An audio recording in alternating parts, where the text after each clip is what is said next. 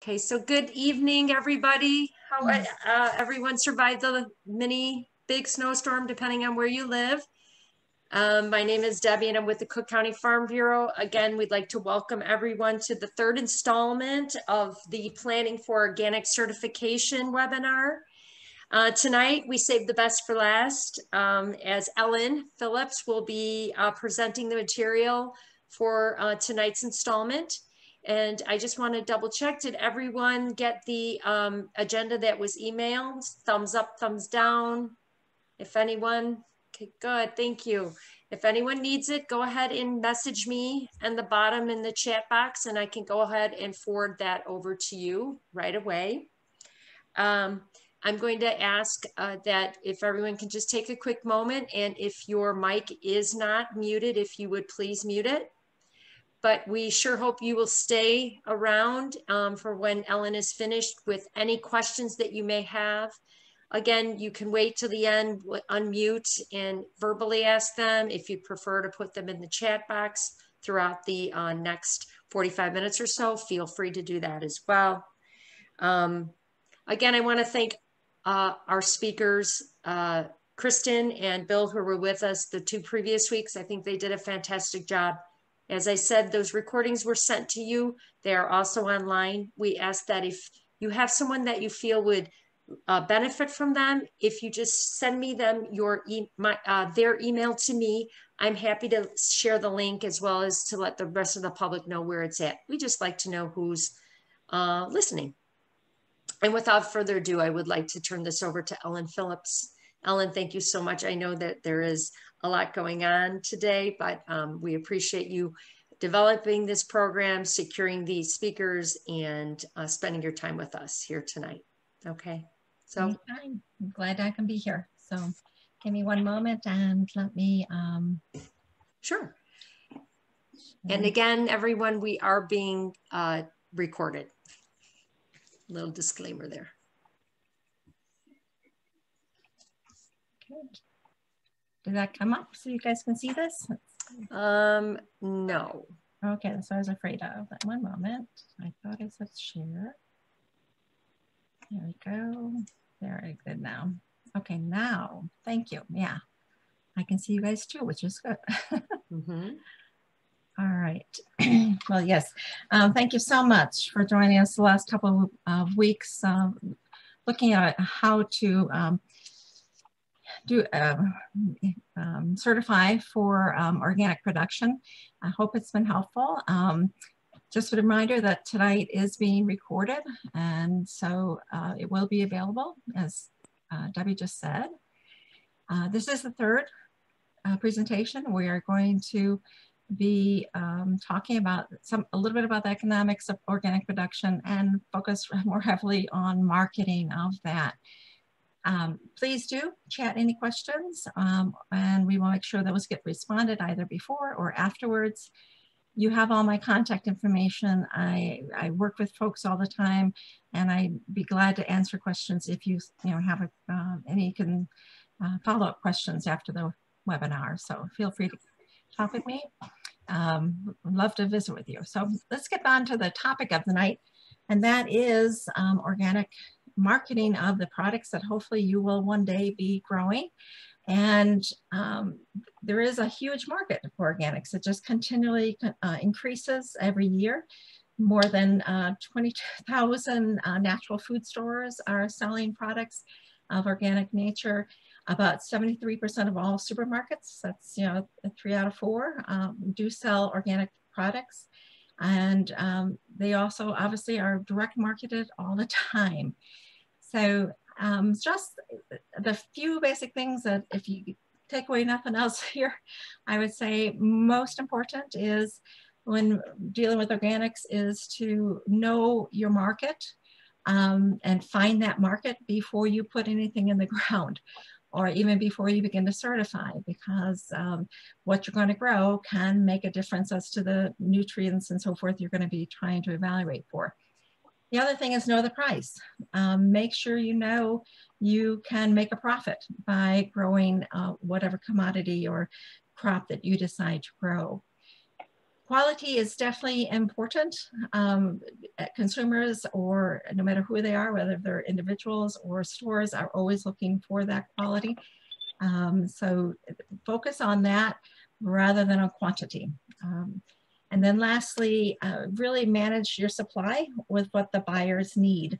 I can't count the number of calls I've had historically from people who are like, oh, I planted 2 acres of asparagus. Who do I sell this to now that it's ready? That doesn't work. We have to know before where you're going to sell it. So as far as preparing to sell, then really important to know yourself, what you can sell, because a lot of that selling is your personality and your passion for what you are doing. And of course, you need to know your product, everything about it, from seed, type of seed, to how it was grown, to how it was processed, and got to how you brought it to the market. Crucial, if in organics, is to know the organic rules and regulations regarding your specific product or a crop, because a buyer is going to want to know, particularly if it has that official seal of organic on it. You have to be able to answer those questions of how you got that seal and why it's justified for that. Know what your production and transportation costs are. I just really can't emphasize that enough. Based on that, you should be able to set a price, and really important is to stick to that price.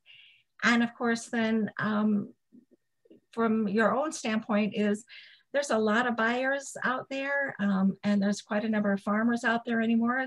So why should that buyer buy from you? What's special about your organic product, your organic tomato, over somebody else's tomato? Really important in organics, organic farmers will tell you, is that to never ask a buyer for the one thing I didn't count on. One moment.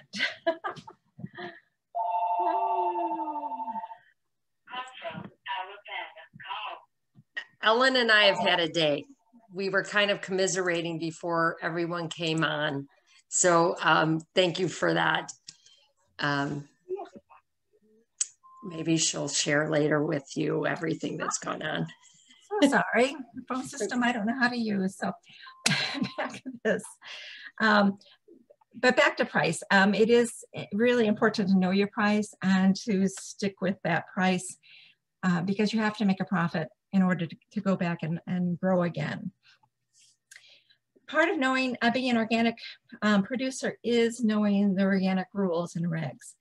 And that is really important when it comes to the label of that product and what you can claim is 100% organic versus just organic versus made with organic, or is not certified, but grown with organic principle products and so forth.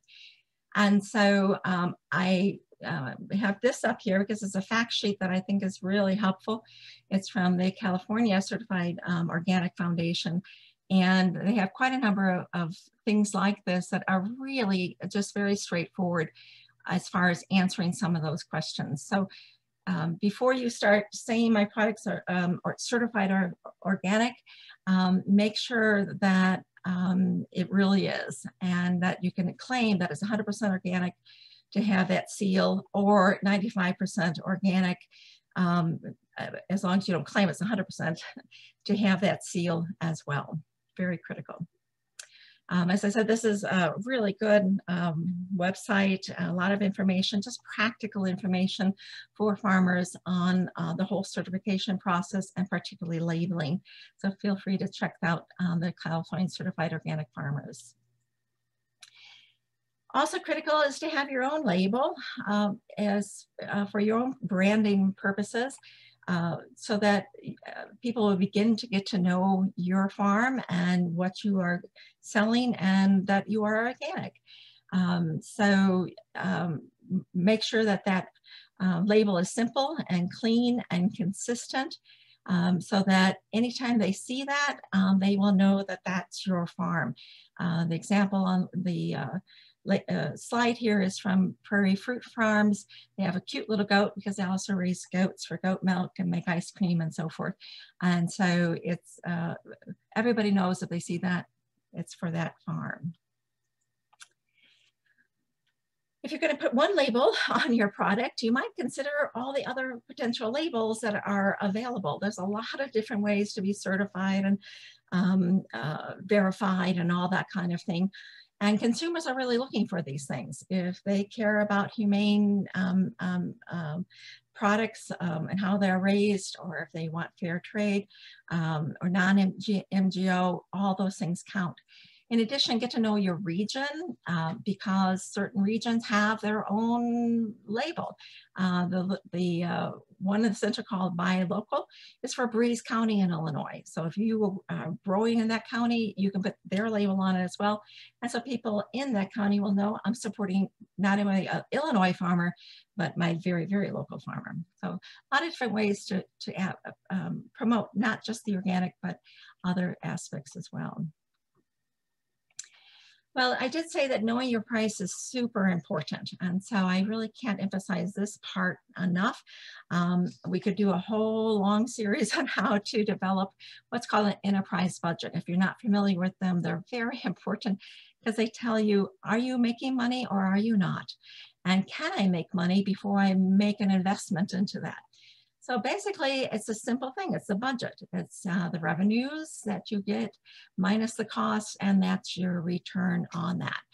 As far as enterprise budgets go, there's really no one format fits all. There's a lot of different ways to develop these, and you really need to develop your own for what's best for you, the specific item you're growing and your farm. Enterprise budgets are pretty straightforward as far as looking at the costs and revenue out of that. There are many, many examples across the internet at universities for different enterprise budgets.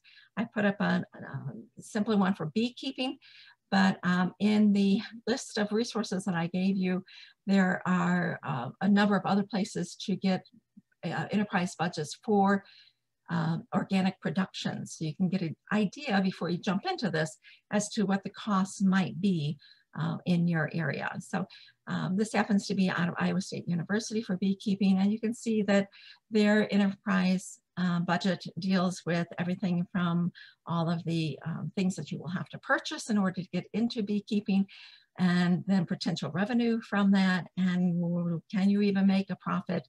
And luckily in beekeeping, in this case, you can. And hopefully when you put together your budgets, you will also be able to make a profit on that. It's really easy to take those prepared budgets and assume that that's going to fit your enterprise. And I'd strongly discourage you from doing that. I don't think anybody likes putting numbers to a paper, but it is so critical. And it's boring, but it's very important to see if you're going to make money and how you're going to make it, and make sure that you are making a profit. And as I said, really best to try and do this before you put a seed in the ground. As far as building the enterprise budget, really not too difficult. And you're going to estimate your costs. Eventually, once you start producing, you will know what your costs are. You also know what you can earn off of that.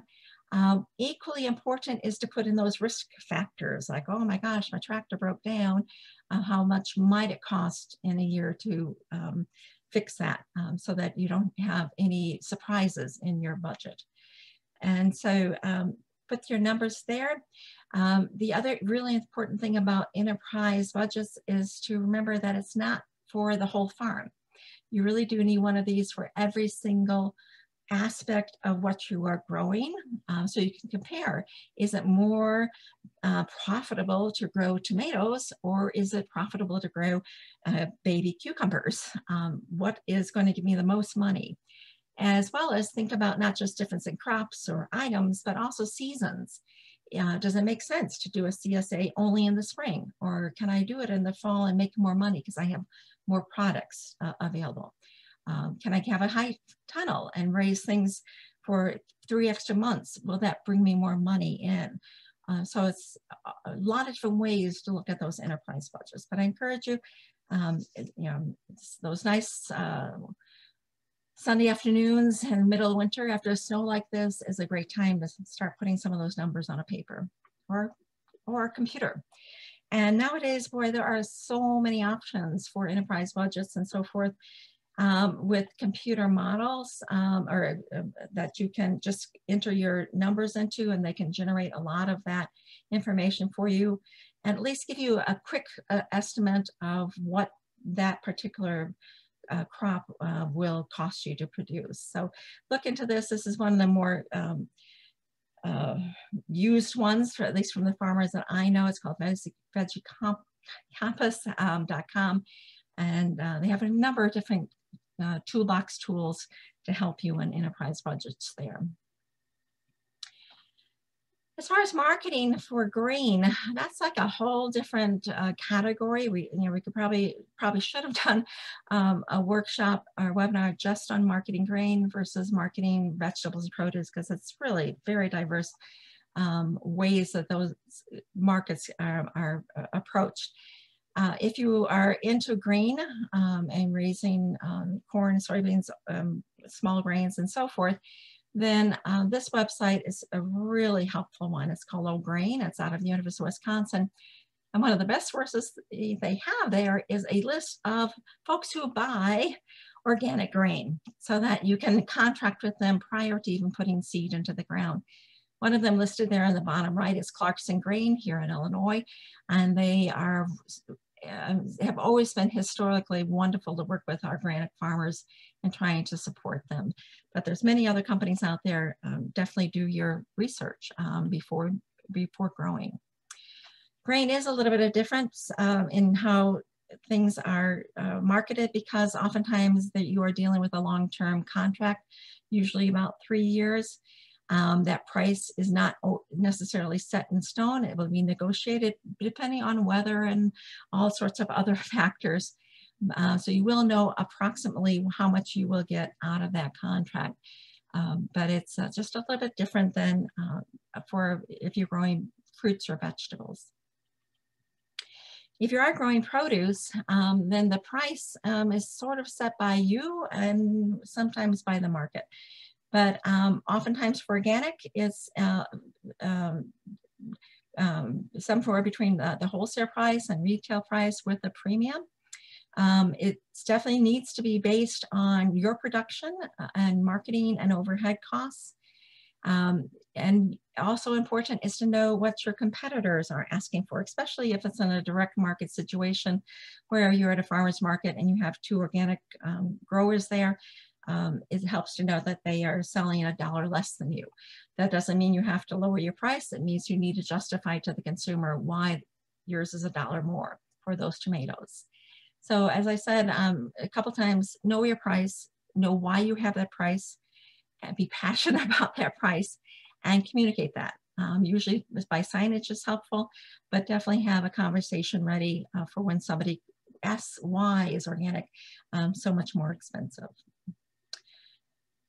And luckily, there are a lot of people who do value that and do value your story and your reasons and how the effort you put into growing organic produce. This is just a survey out of Seattle residents. So obviously Illinois, Chicago residents would be a little bit different. But some of them are just not willing at all to pay for organic and the price. About 54% were willing to pay about 10% more. And you actually have that 3% who's willing to pay 50% more. I'd love to know where all those 3% are.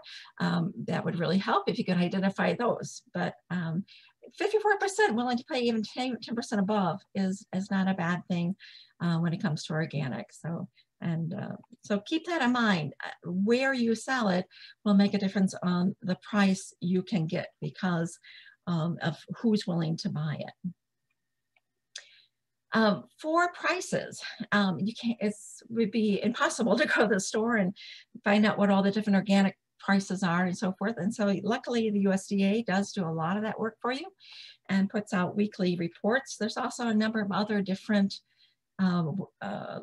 institutions that will share organic prices, like the Roe Deal Institute and so forth. So I've listed those for you on the resources. This is just some of the examples of some of the USDA reports that have come out weekly or daily. This is the Specialty Crops Market Division. And so it's based on where it's being sold, in this case, whether it's Chicago or Baltimore and so forth. So you can get the terminal prices of what's being sold in at wholesale prices. If you're growing certified poultry or eggs, there's a whole survey done for that on a weekly basis on current egg prices for organic and so forth. If you are a grain grower, then the Organic Grain and Feedstuffs report gives you a nice balance of looking at the prices across spot transactions and cash and forward contracts.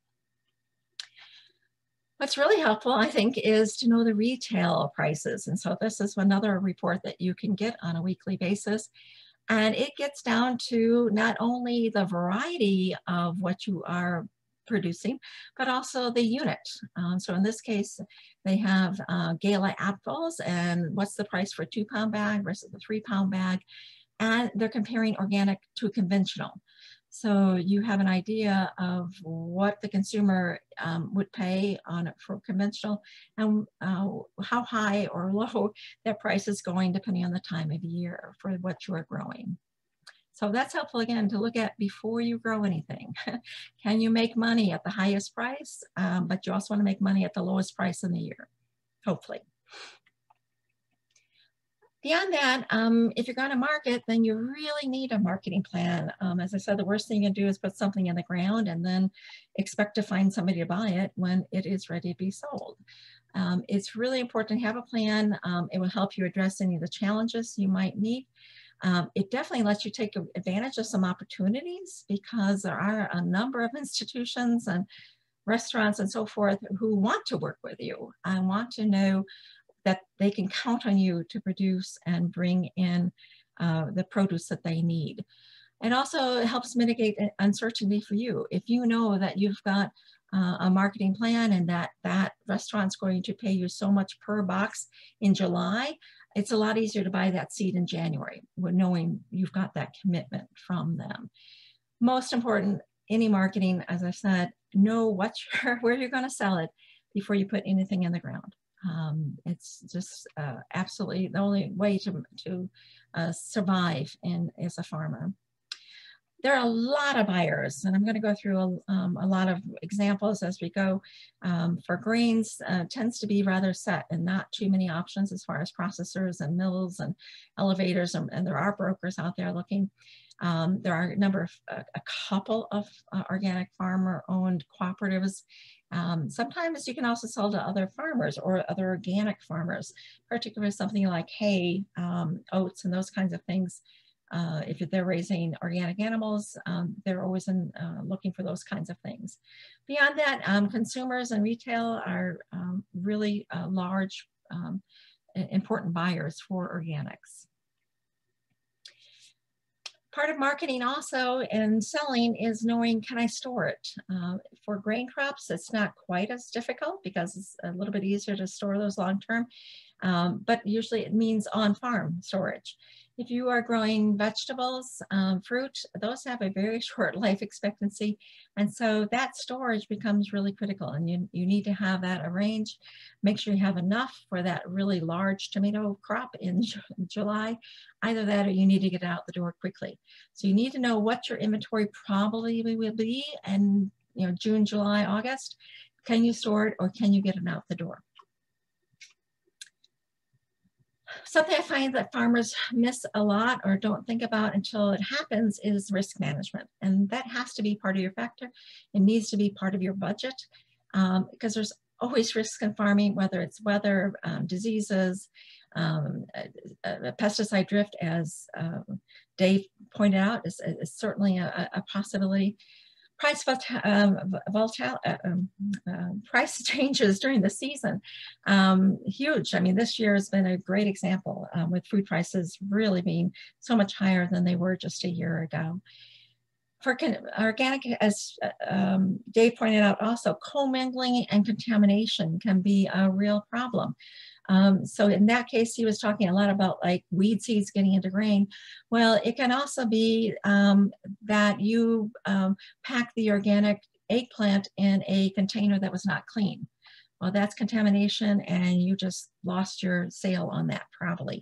So knowing all of those transport factors and all those risk factors is one way to make sure that the product you produce actually gets sold at the market. Nobody likes record keeping that I know of. I've never met one person, but it's so critical. Organic, as Dave said, boy, everything gets recorded. And in addition to that, there are now food safety rules for the GAP certification and so forth that also require extensive record keeping from planting records to storage records to harvest records to even clean evidence that you cleaned the truck before you put it into the container or into the container into the truck and so forth. So be aware of all the records that you need, and if you don't like record keeping, find somebody who really does to help you out with that. And the even more important, because you can be inspected at any time, not only for organic, but for gaps and so forth, is make sure you know where those records are. It's so easy to have them misplaced, and that can really create a problem for you. As far as marketing then, you've got your plan, you know, hopefully where you think you want to market, and then what are your options? I just want to go through and give you some ideas of things to think about. Direct marketing in a lot of ways makes sense. It's sort of fun because you usually end up visiting with the consumer. You can share that story and your passion about that. And their decision on that is usually based on the quality of your product, whether they trust you as a producer, and their emotions that are tied up into it. If they were very concerned about their children's health, they will definitely be concerned about how you raised that crop and what care you took with it. So in direct marketing, there's a lot of advantages. You have control over that marketing a lot easier. You set the price. You get to see the satisfaction of selling to those people who are so happy to walk away with that produce. Sometimes you've got the advantage of the family labor, hopefully, maybe. Sometimes there's a cash payment. Be careful with that. You do have to record those and keep track of that, so that in some ways it's not an advantage. There is definitely a greater profit potential because there's nobody in between you and the price. I think another really advantage of direct marketing is consumer feedback. Customers will tell you yes or no, I like this, or yeah, you know, I put it on my counter, it died within a day. What, you know, why? And to have that kind of feedback, so they will come back and return, be a customer for you because they trust you. Disadvantages is oftentimes it's limited volume as far as to how much you can sell of any given crop. You also have to deal with some very interesting people when you're dealing with consumers. And some of them have some, are very opinionated. So that's always a challenge if you're not a people person. You also have a greater need for more marketing skills. I've met a lot of organic farmers who are like, I love producing, absolutely love producing. I hate marketing. Well, in that case, if you might actually consider bringing in a partner to do that marketing for you so you can focus on production. You really need to know what your skill set is and what you're comfortable with, because if you're not comfortable with direct marketing, it's not the way to go. Lots of fun ways to do direct marketing is pick your own. You let the folks come on your property and pick the blueberries or apples and so forth. That was a rather easy thing to do in the past. With COVID, it made it more difficult. With food safety rules for gaps, it makes it even more difficult. So a lot of the pick your owns are not as prevalent as they used to be. But it certainly is a possibility, particularly for one or two crops, maybe strawberries only in one small field versus the rest of your production areas. A lot of disadvantages. Consumers don't know how to pick peppers and they can rip a whole plant out. You definitely have greater costs for insurance. You have a lot of other needs for parking, those kinds of things. And generally it is a fairly low price because you're expecting them to do the labor to produce that. So there's a lot of risks with that, even though it's rather fun to have people out there visiting with you. A lot of farmers find roadside stands to be very advantageous. I would say location is the most important on that. To have that road access and traffic going by to justify having somebody sit there all the time. In more rural areas, there are a number of farmers I know that will put things out on the table and have a nice little mailbox there. And people, for the most part, are really very honest in putting that money in for exchange of what they purchased. There's a lot of different ways to do this. Certainly visiting with other people who have been successful is one of the best ways to learn about how to do a roadside stand. Clearly, that presence and attractive displays can really help somebody decide, oh, I'm going to stop there because I see all those beautiful potatoes or whatever. Disadvantages, it can be higher operating costs because you may want to have somebody there depending on where you're at. And that sales labor definitely costs you something. If you're not in a great location, then advertising costs are critical because you don't want that produce sitting there all day or week and needs to get sold. And of course, zoning and planning restrictions are always an issue. Check that first before you do actually almost any kind of marketing on the property. There's a lot of farmers and tailgate markets that are fairly easy to get into. The prices for a booth have definitely risen through the years, but it's certainly a possibility. Nice part about it is, again, it's directly selling to the consumer. That display, especially if you're competing with the booth next to you, becomes a little bit more important, and how you price things, you have to be much more aware. It is rather nice, though. You don't usually have to have as much packaging. People are willing to pick up that 1 or 2 tomatoes and put it into their own bag. So some advantages for that. Obviously, disadvantages is, again, that it does take a greater time involved. You got to sit there or have somebody sit there through every farmer's market. Weather obviously can keep customers away, and there's a lot of rules and policies for all of these. So not always to everybody's liking as far as a farmer's market and taking advantage of those sales. But organic definitely does well at farmers markets. The other thing to keep in mind is in Chicago, there's a lot of winter markets, particularly, so you could focus on that for your fall crops, squashes and so forth, and offer those during a winter's market. These have been very, very successful in promoting local farms and organic. CSAs is definitely an option. A lot of folks who want to participate in community sustainable agriculture for CSA are interested in organic because they're interested in fresh, healthy produce. And so it's a pretty often an easy sell as far as organic goes.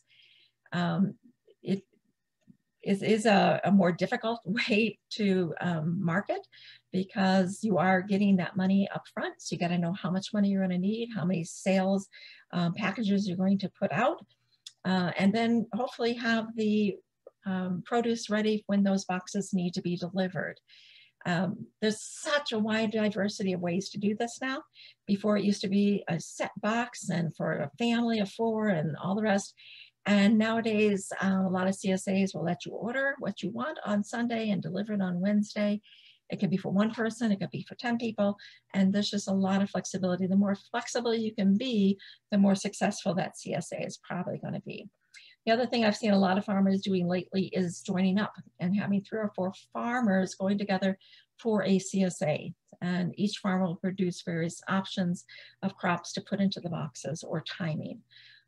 Disadvantages, you got to educate the community, consumer, obviously. Anytime you're trying to put that much produce into boxes and get it delivered, it takes a lot of labor, a lot of time. And so that can be a concern. For CSAs, there is a fairly large turnover. People do it for 1 year and then say, oh, maybe not. So that personal sales of your personality and your passion becomes very important in this as to why they should come back and do a CSA in the next year. There's a lot of other farm to retail connections, things like grocery stores and restaurants and so forth that are definitely looking for organic. A lot of restaurants are definitely seeking out organic produce. be able to sell or to use in their dishes.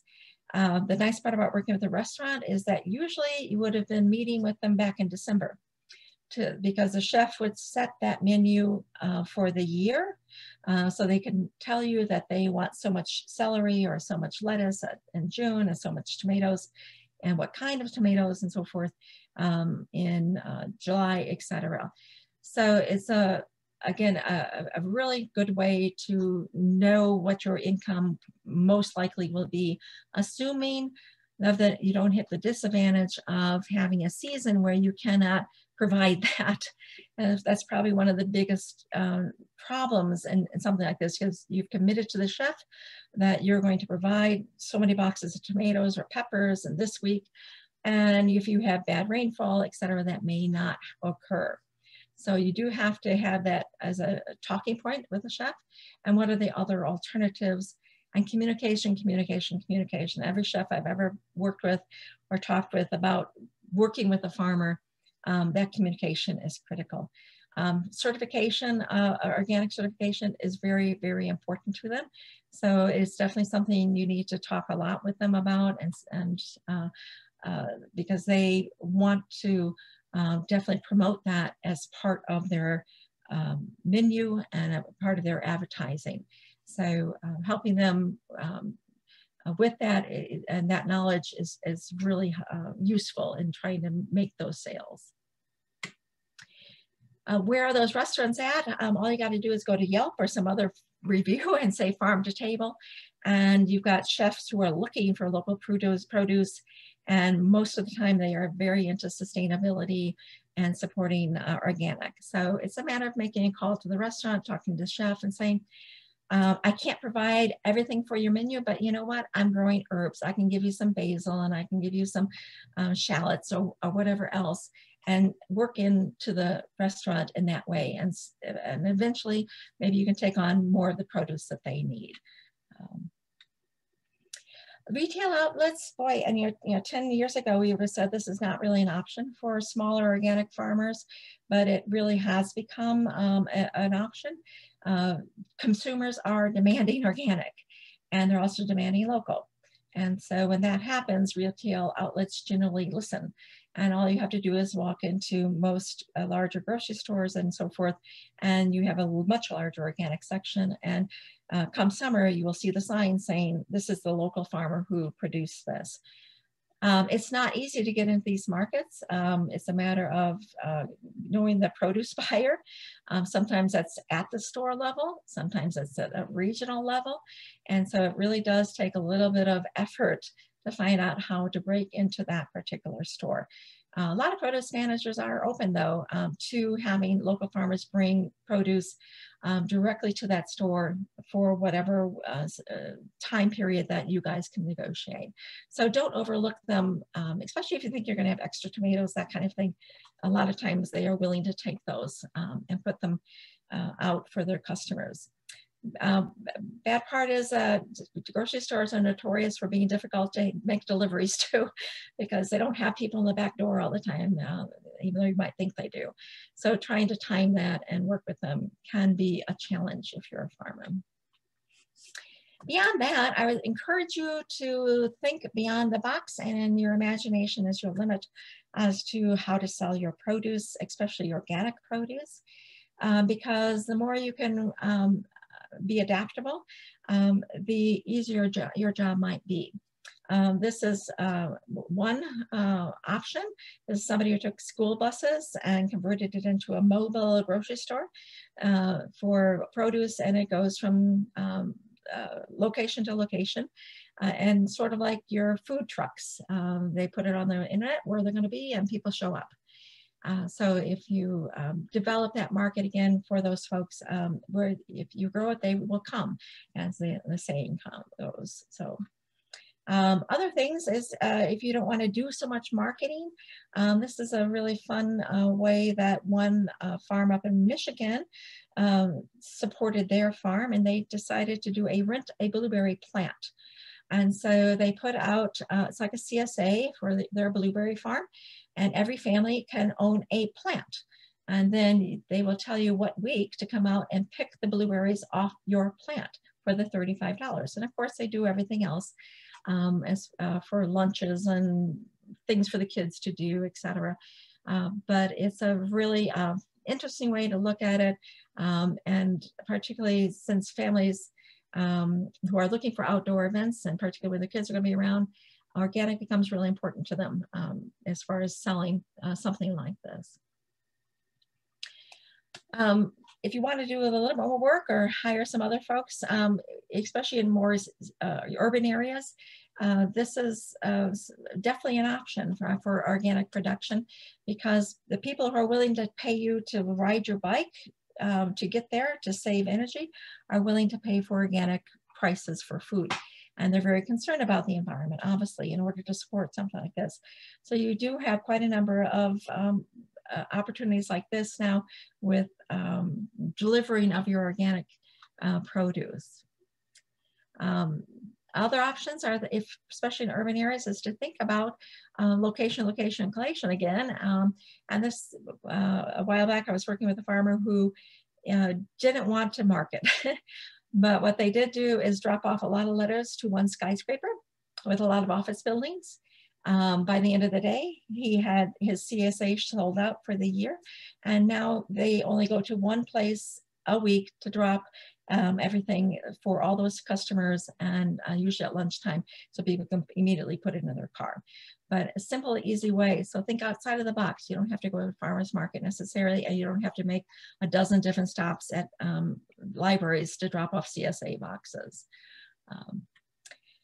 Beyond that, boy, this year has definitely proven the importance of the internet and all the different ways you can market, Pinterest and Twitter, Facebook, etc.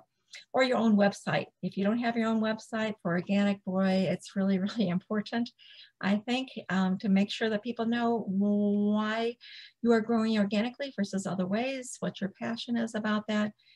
Because they will definitely check you out before they buy your produce. So make sure your website sells you as a farmer, not necessarily your crop. But if you want to sell your crop too, there's a lot of ways to do it. This happens to be the Cooley Family Farm website. They're over in Indiana, and they grow a lot of vegetables during the summer. And then they have their online market. So you can see that the next date, you can order vegetables from this farmer's on Monday, whatever the date is. And then over on the left, you can say, it will give you a list of everything that's available. And so the nice part about this is before they open this up on Sunday or Monday, they put in that we have 5 bags of cucumbers, we have 10 packages of corn, etc. And so people can go on and buy that corn, or one cucumber, and so forth. They will pack this up, and then it gets delivered. So you know your costs going into it. Almost, I think most weeks they sell out of what they have, and it's just an easier, controlled way to have a market.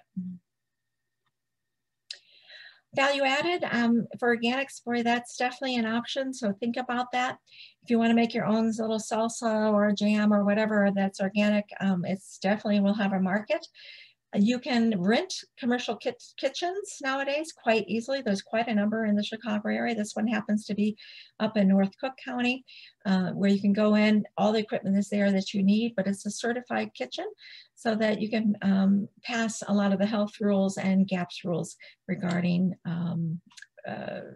making a product. Well, every farm, not every tomato is going to turn out perfect. And in fact, a good portion of them don't. So part of your marketing plan has to be, what are we going to do with the things that are not ready for market or have a blemish, etc. Years ago, that was a problem. Nowadays, it's not. You've got quite a number of different retail or outletters, wholesalers now that are doing the ugly fruit, misfit fruits, imperfect fruits, lots of different ways that they phrase that. But basically, they will take your seconds, the things that are not perfect. You can do this as well if you're at the farmer's market, whatever, just lower that price on those other things, because usually there's people who don't mind a green tomato or something with just a little bit of blemish if they're going to get a better price for it. And in fact, you see a lot of the larger grocery stores taking on to this idea. Walmart has a section that they deal with ugly fruit and vegetables to sell. So even at a large scale wholesale, this is an option nowadays. If you're larger and have more produce, then indirect marketing might be an option. Usually when you get into these markets, you're talking much larger volume of product. So things like wholesale markets, shipping houses, food processing businesses, where you can contract in large quantities of peppers or tomatoes and so forth, or cooperatives. Cooperatives are definitely an option. There's quite a number of cooperatives in the Chicago area. And those cooperatives are very, very supportive of local farmers. They're concerned a lot about their food. And so organic tends to be the main thing that they have in these co-ops. So if you have not looked into that, definitely begin exploring that as an option to sell your products to them. Farm to institution connections, this becomes a lot more difficult for organic because of the price. However, you do find some schools wanting to go that direction, particularly your private schools. So a larger volume, you might want to look into that, but probably of all the ways to market, this is one of the more difficult ones to market organic produce to. Wholesale marketing is definitely a challenge. You have to have large volume for this. And so it's not a good option for everybody, but there's a number of wholesale markets in the Chicago area that you can take your boxes to and sell, by the case, whatever you might have, lettuce or cucumbers and so forth. One of the other options, not so much, it's about wholesale, but it's more direct to the consumer. And there's quite a number of different companies that are opening up like this. So I'm not endorsing this one necessarily, but they're definitely getting the most buzz right now. It's called Wagon. They are advertising heavily on the internet, but you as a farmer can list your boxes of cucumbers or peppers and so forth, take them to the central warehouse, and then they get distributed to the consumers who go onto this website and say, yes, I want cucumbers from this particular farm. So here you have a representation as your farm. They get to know your name and can buy your cucumbers over somebody else's cucumbers. And so that's one of the biggest selling points, and why the couple of folks I know who've sold through them have been very happy, because you are still getting that relationship with the consumer. And sometimes that results in direct sales to back in the future. So, but as I said, this is not the only company. There's quite a number out there now. So keep looking at these. I think that's definitely a wave of the future, especially for smaller farms who need that connection with consumers. The biggest problem with industrial or wholesale indirect buyers is that they tend to be a whole lot more picky than a consumer about what and how and where they will take things. Communication is absolutely critical, because you're telling them that you will have so many boxes of peppers, and if you don't, you probably won't be talking to them again because they don't have time. They're dealing in large quantities. You have to have liability insurance to sell there. You have to have GAP certifications, and you have to have the certification that they want you to get. So make sure, and there's quite a number of different GAP certifications now. So make sure you've got the right one for what they need. They do want normally a constant flow of product. They don't want just a 1-week delivery. They want to know that you're going to have cucumbers for 3 months out of the summer, and that you're going to have so many boxes every week. So it becomes a little more difficult. You got to be definitely quite a bit larger in production. But as far as consistency and sales, this is a secure way to have that market if you can provide that. Because you are dealing in larger quantities, you're dealing with cases, that also means probably on your property you're going to have some storage for that to make sure it does not go bad. They will also probably want you to bring that produce in certified trucks as far as cleanliness, etc. So it adds up quite a lot more record keeping for you to do this, but certainly a possibility. The last just a couple things to promote or to think about when you're marketing, obviously, is promotional materials, because you need to have your brand and you need to sell that brand because you want that relationship with those consumers. That will pay off in the long run. When you're having a bad year, it's really raining, etc., those consumers are the ones who will understand and still stick with you and be back the next year or support you through a CSA donation or something to get you through that really hard year. So any promotional materials you have, you want to make sure you sell your story.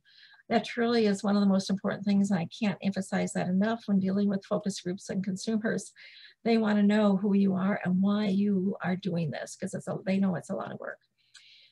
If you are out in a market, whether it's a farmer's market or whatever, make sure your signage is there. Make it friendly, make it easy to read from a long distance. And again, sell your story. Pictures from the farm, etc., are always really helpful. Recipes. Everybody wants to know how to use that unusual Italian basil or whatever. So have your own recipes, your recipe books. Cook County Farm Bureau has our own little recipe book. Feel free to ask Debbie for as many copies as you want. Those are farm verified and tested recipes and always really good. Other things to think about is to make it easy for the consumer. So having your UPC codes and so forth, even though you're in a smaller market like that, oftentimes can be really helpful, and it's a faster way to get people checked out. Boxes, bags, etc. Consumers are really into recycling and reusing, etc. So when you're putting things out to sell, keep that in mind. If the consumer's coming all the way to a farmer's market or something like that, they are often very ecologically mindset, and you want to make sure that if you're using plastic bags and so forth, that there's a reason for that, and you can explain that reason. So some things to think about. Lastly, as far as selling yourself, can't do better than the Cook County Farm Bureau. I'm getting a little shout out to Debbie particularly, who has spent a lot of time on this website. And it's called Shop Local. It is promoting all of the agricultural producers in Cook County, not just organic, but everybody. And it's in coordination with market makers. So if you don't have a presence on this, it's being promoted heavily. Make sure you talk to the woman in that picture there of Debbie. She will help you get on this. Very easy to use. Basically, it opens up on the upper left there. You see a map, and then you can click on the area where you're at, and click on the button, and it tells you which farm it is, and you can go and find out what they're selling, etc. Or there's other search options as well. If you want corn, you can search by corn, it'll pop up. That's a very, very user-friendly website to find where local produce is, and you can sort by organic, so keep that in mind. It is done through Market Maker, Illinois Market Maker. If you haven't been on that website, you want to register on that website, and Debbie will make sure that that all happens and that it gets connected to Cook County. So, but go on this website. It has a lot of great information on how to sell. A very strong promoter of organic production. And just to give you an idea of some of the options here is, you know, they have their buy sell page where somebody can go on there and say, I need this. And, or if you have an extra 3 boxes of peppers, you can put on there, I've got 3 boxes of organic peppers. And hopefully somebody will call you up and say, hey, I want those. So keep this in mind. It's been an incredibly powerful tool for smaller farmers throughout the nation. It's not only in Illinois, it's throughout the nation. So with that, that's really quick overview. I hope I've opened our ideas to some ways to sell organic besides just a farmer's market. I'm not knocking farmers markets, but they're wonderful and all the rest, but just a lot of other ways to reach out to consumers. We definitely have a consumer who wants organic produce. So just think outside the box a bit, know your price, know what you want to sell, and most of all, why you want to sell it. Beyond that, just a little advertisement for a really awesome workshop and webinar coming up on bees. So you haven't seen that, look on our Facebook page for Cook County Farm Bureau. And I'm going to shut up and I'm going to take questions after Debbie shares with you a little bit about some of the other things coming up, because we want you to make sure you're aware of them. So I'm going to turn that over to Debbie. I could listen to you all day, Ellen, so please, but thank you. I am so excited that you also brought up about the shop local, and that is something that I did want to share one additional with. So let me see if I can pull up. So let me pull this up. So as Ellen was saying, the shop local is part of the Illinois Specialty Growers, and that is partnered with the market maker here in Illinois. And what's really exciting this year is that they've really have made the site, and when you have a business on there, it's made it so much more robust. So the business types used to be very, very so minute. There were 7 categories that you could select from. And so many people have specialty products, especially we have so many honey producers. Well, you're not a rancher.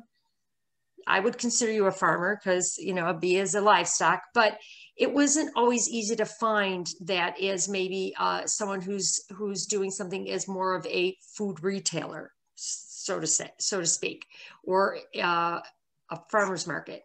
Those products also have become so much more robust.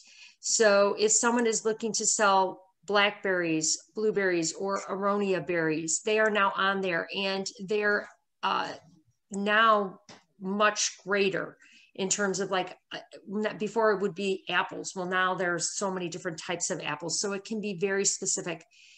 I'm not going to talk much more about this other than here is why we are going to have a webinar in the very near future to help any of our producers, specialty products producers, or not, any type of grower or producer, to make sure that you have that you are on this website. They have an online store that is no cost to you. So let's say that you are starting out small and you're not that great at marketing, but you have product to sell, but you don't maybe have that technology for a store. Well, Market Maker has an online store, an e-commerce option. So I know that's a lot to think about, but why we have it on our website, the last piece that's really important that I wanted to share about this, and it's going a little bit crazy here. Let me go over here. Is one of the things that I wanted to show you is on this shop local, and our plugin is, let me see if I can get to my website here for a second, if I can. I'm going to stop that share and let me share a different screen, if I may. On our shop local is where you will find this. So if you are already a part of our buy local website, and you have a record on there, you're automatically a part of this. But what's new is members, and most of you are members. This isn't a shameless plug, but we have an Abenity app that is a web platform here that has over 300,000 different discounts. But now what Shop Local here in Illinois, which is part of the Market Maker, has done is that Shop Local piece is a part of the Abenity app. So anyone who is a Farm Bureau member, and you are a member, and you have and are a producer and are on our Shop Local, there is a really awesome app that comes up that says Shop Local, and it advertises all Illinois Farm Bureau businesses for their local products through this app to 500,000 users in Illinois. So it is really, really exciting. And let me stop sharing for a second. So what we are going to be doing is coming up, and we will inform you directly, where Regella Scavuzzo over at the Illinois Farm Bureau and a few of our other folks are going to put on a webinar on exactly how to get your information on this website. If you already have a record up there, how to make it as robust as possible, and really just a quick informative what it's all about. Help us navigate through that website because they are the experts, and then I'll be available to facilitate that further. But in the short term, if you want any additional information, just go ahead and email me, shoot me. You have my cell phone, give me a call, and I would be happy to speak with you prior to that. Okay. And then the last thing that I'm going to share is we have a couple of quick lunch and learns coming up in February. The first one is on solar, and it is a lunch and learn that is focused for not only residential business, but also landowners and farmers. And particular for landowners and farmers, there's a couple of very large grants that are still very much available through the Farm Bill. And that comes to I think the deadline date is March 31st. So that lunch and learn is going to be on Thursday, February 4th. It is free. It is at 1 p.m. And I will be sending this out to you tomorrow with the recording. And then the next lunch and learn is on timber harvesting. So that has become a really hot commodity. What is it all about? And we'll have a timber buyer who is there who will talk to you a little bit about the market, what it entails, what is the going rate for timber right now, what qualifies as timber, how much land do you need to have to go ahead and harvest it. And that's a lunch and learn. Again, a 20-minute webinar with 10 minutes of Q&A. And that is on Wednesday, February 10th at 1 o'clock. So they are free and they're open to anyone. And I will definitely forward those on to you. And then the final piece is our 4th Hemp Summit in Cook County is coming in March. I will have that date solidified by the end of next week. So that will be coming as well. Okay. All right. I said I would speak quickly, so hopefully I did that. Questions for Ellen?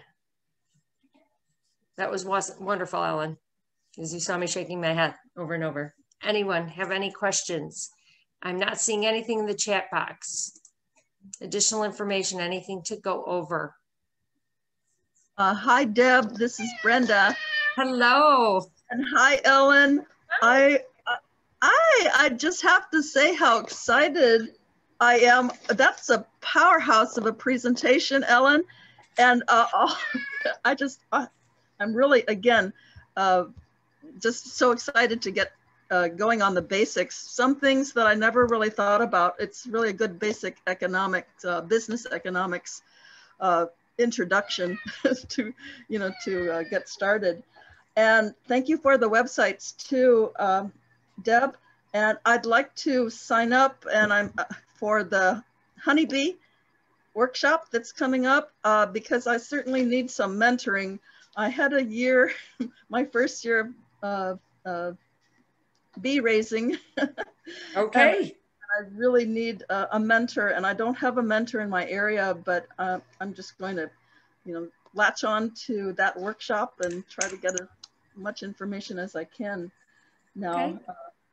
I will reach out to you tomorrow. Okay.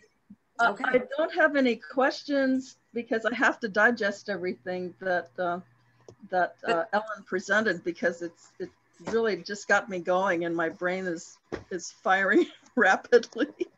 Thank you. Well, that's again. great. That's what it was meant to do. And thank you for that feedback. Sherry Ann wanted to share with everyone, most excellent presentation, everything that I needed to think about. Thank you very much. Thank you. Oh, I have one question. Maybe I missed it in the second presentation on the 19th or possibly today, but are there grants available for organic farming, and how difficult are they to get? I mean, yes and no. There's quite a bit of money available anymore for assisting farmers in the certification process. Because that's probably your most risky and most difficult because you have no money, up front. So there's quite a number of different places for that, and we can, forward that to you.